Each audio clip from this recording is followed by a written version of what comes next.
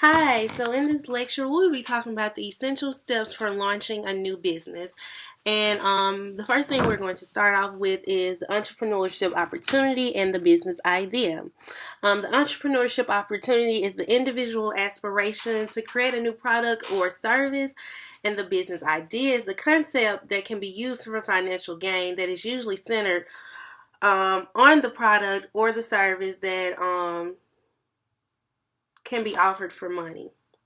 The entrepreneurship opportunity is what comes first.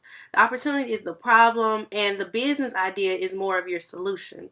There are many subparts to keep in mind when you're first establishing both of these, and these are the strength of your management team, which are the people you have working for you, and their experience. Their experience and their background that can also push your product or your service, and their passion and their drive towards your product or service. So your passion, your team's passion and their drive, your enthusiasm towards your service or product can, push it to where it needs to go. And the first mover advantage, which is the first person to do something or to introduce something to a market and your business model. And so when you're entering a market, you have different competitors, and it's four different types. You have direct, indirect, future, and the status quo. And I'm gonna explain these four. The direct competitors are the competitors that offer identical goods and services as you do. And the indirect are the different products that satisfy the same need. So, for example, if I have Nair and razors, they're two different products, but they both remove hair. Okay, so future competitors are the competitors that kind of imitate you after you have entered the market. So that example could be Android and Apple. Okay, so Android was kind of out there first, but Apple came in and did the same thing, but they did it better. So, yeah, but they kind of imitated Android. And the status quo, which is the current status of how you do the things, what you're used to doing, or what you usually do. Okay? And the next thing we are moving to is the necessity of a new venture attaining a sustainable competitive advantage. Okay, it's necessary to sustain a competitive advantage because you need something that makes your product or service unique, something that makes you stand out, something that I go to the store and I'm like, oh, I'm gonna get this because it's better. I'm not gonna get Mountain Drew, I'm gonna get Mountain Dew because Mountain Dew has more sugar, which is going to give me more energy. Something that makes your product unique. And to do this, you must introduce your core competency and then your strategic asset. Okay, the core competency is something that is different or unique or an advantage that other businesses don't have, and that makes you stand out more. Okay, and then after that, you will introduce your strategic asset. Your strategic asset can be a patent. It can be getting jewelry to endorse you. No, I'm just kidding. Or a special coating. That's something that the other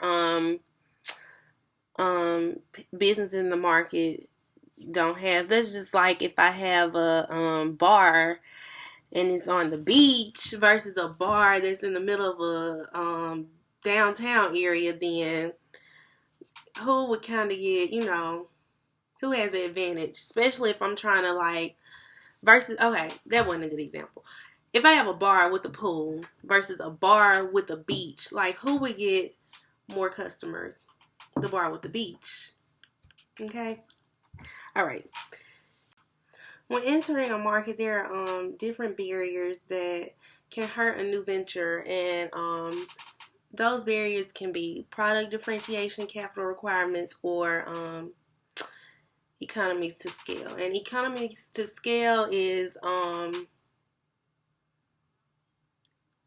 your cost to make the product and reaching a level in the firm where you can produce more quantity than the cost per unit. So say if I came up with a burger joint and I tried to compete with McDonald's, I couldn't compete with them because McDonald's sell their burgers for 99 cents and they pay probably 5 cents to make the burgers. Versus it would cost me more to make mine because I'm new to the market. McDonald's have already established themselves. Product differentiation are qualities that make your product better than your competitors or the other people in the market with you. And capital requirements are the assets required to produce sales and profit in the industry. These concepts can hurt a business because they are established to block you out of the market. They don't want you to proceed. They don't want you to take any of their business or consumers or anything like that. So those things are set up to keep you away. Those are barriers that you have to overcome to be successful in the market. Some things that can help a new venture is the cost advantage independent of size, which is the asset or quality that is an advantage regardless of the size of the new business or anything like that. And the next one is access to distribution centers. That is the access to get the product in the stores. Say if I had a product and I get it at a local boutique versus my competitor getting their product in Walgreens. They have that advantage over me, which is a good thing in their case, not mine, but that would be a good thing in their case. Finally, we're going to discuss pricing considerations that a new business should take into consideration before entering their product into the market.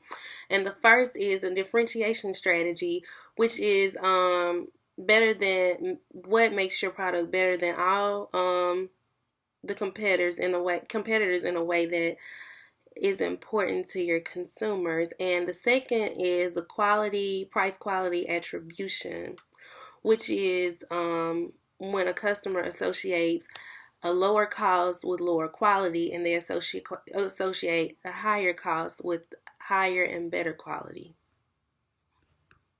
Okay, so when we're talking about differentiation strategies, it comes with cost-based and non-cost based. So when we're discussing non-cost based, that's a quality that doesn't have anything to do with your cost. Like you don't jack your prices up. You find something that makes yours better. So if I have anything, just a quality that makes you able to compete, and you're competing because of the quality and not the price, not because yours is lower or higher than somebody else's. And the cost base is when you make your costs lower or higher for your product. And when you're a new business, it's almost you're not going to be successful trying to compete on cost base because you're competing with people who have already established themselves. So it's almost impossible to compete cost based. So you need to stick to non-cost based, a quality that makes your product sustainable and compatible in the market.